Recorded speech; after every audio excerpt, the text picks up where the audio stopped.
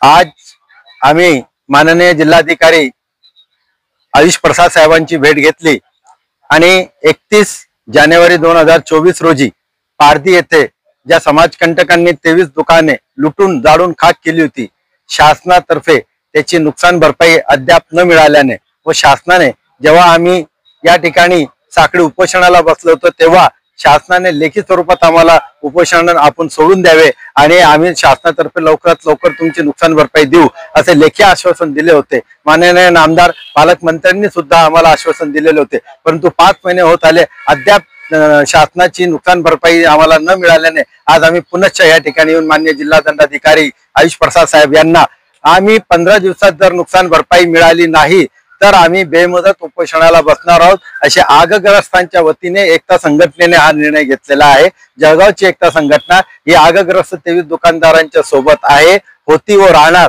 त्यामुळे जर शासनाने 15 दिवसाच्या आत योग्य तो निर्णय घेतला नाही व तसं आम्हाला लेखी कळवलं नाही तर आम्ही आमरण बेमुदत उपोषणाला बसणार आहोत। याची शासनाने, पालकमंत्र्यांनी, आपत्ती व्यवस्थापन मंत्र्यांनी, मुख्यमंत्र्यांनी, जिल्हा पोलीस अधीक्षकांनी, पोलीस अधीक्षक जिल्हा पेठ पोलीस स्टेशन व जिल्हा पोलीस निरीक्षक धरणगाव यांनी नोंद घ्यावी असे आम्ही आवाहन करतो। धन्यवाद।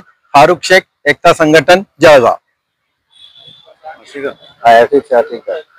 31 दिसंबर को पालदी में जो 23 दुकानें जलाई गई थी उनको अभी तक नुकसान भरपाई नहीं मिली है।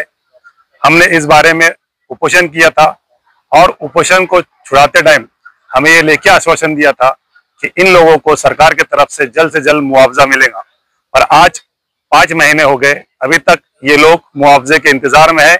इसीलिए आज हमने एकता संगठन के मार्फत जिलाधिकारी साहब को एक निवेदन दिया है जिसमें हमने कहा है कि अगर 15 दिनों के अंदर इनके नुकसान भरपाई का कोई एक्शन नहीं लिया गया तो हम बेमुद्दत उपोषण पर बैठेंगे और फिर से इस लड़ाई को शुरू करेंगे।